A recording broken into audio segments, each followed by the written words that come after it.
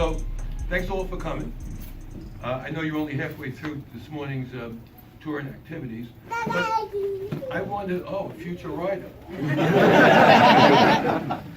I want to, first of all, I want to confirm a rumor. Yes, it's true. I work for Jesse O'Daniel.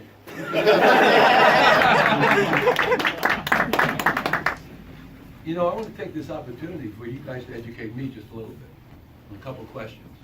Because, of course, we're looking for our next coaster. And I get a lot of inquiries from a lot of suppliers, and I know them all. I've known them all for a long time. But I'm just curious. Let's go through the list. I'd like to get a little feedback who you all think are really some of the superior suppliers. RMC? Let's start with B&M. What do you guys think of RMC? That was brought up.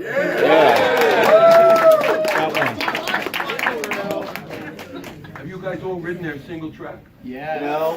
Yeah. No, I haven't. What do you think of the single track? Fantastic.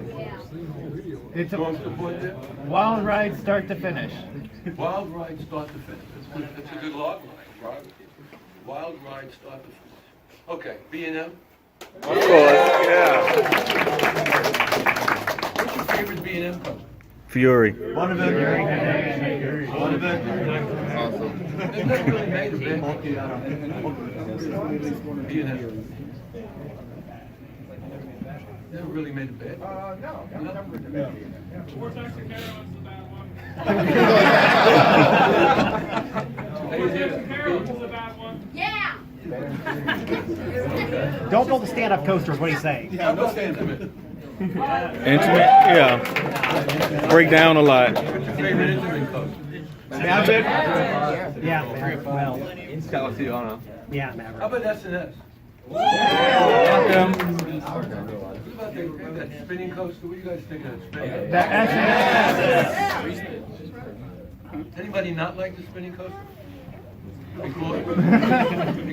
It's a Are we talking about the vertical, the one, there's a couple of spinning coasters out there. She's more of a speed than an inversion girl. Speed. You know, it's interesting. It's interesting. As you know, you guys really appreciate all the varieties of coasters, speed, the turns, the flips. You know, I don't ride, okay? I have to rely on other people to give me their input. I don't ride because of motion sickness. A great irony of life, right?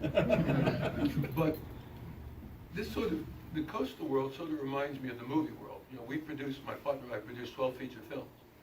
And one of our films won the Sundance Audience Award, Grace is Gone, with Johnny Cusack.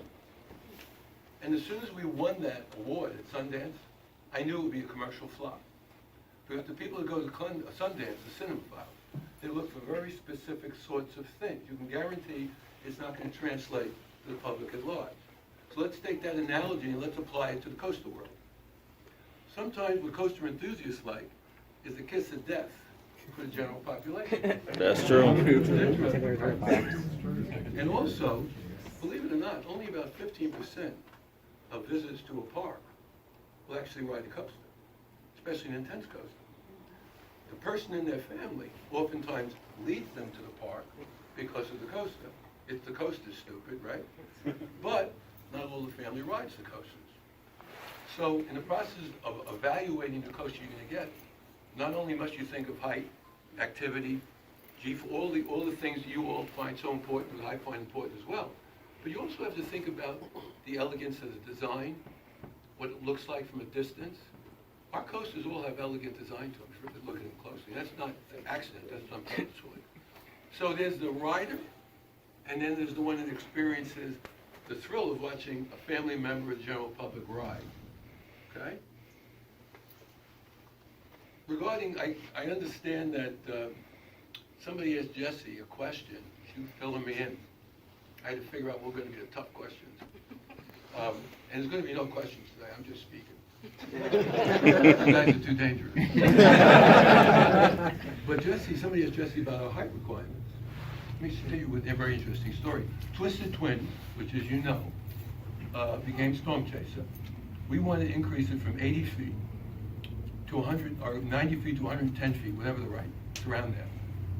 And we had to get the regional airport authority to move the flight path that used to go over Twisted Twins and move it a couple hundred yards to the left in order to add 20 feet to Storm Chase.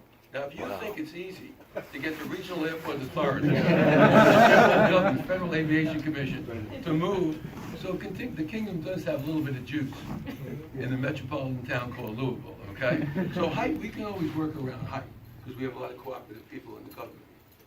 Okay, so I wanted to welcome you, have a good time here. I'm not going to answer any questions, because I don't want to start any rumors. Just to suffice, obviously, we're thinking about where we want to go here. in You the forgot future. Mac rides. They also make. Listen, Right. I think Mac is one of the best supplier of rides. Right. Really, I think they're up there with B&M. I really do. The problem is, Mac is really expensive. Okay. I mean, really expensive. Listen, we have to work within the budget of a park that does 800,000 or so people. We have to work within that confines. I think this is a park that should be 1.2 million. It takes time to turn around minds right now. Remember, we're a turnaround. A lot of people in Indianapolis, Nashville, they remember us from the previous operators' years. This is a different park today. It takes time to change minds.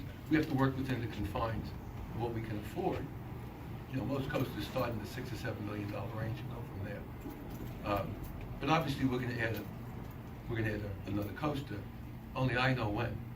I don't know who yet. Thank you so much. Really. Thank you.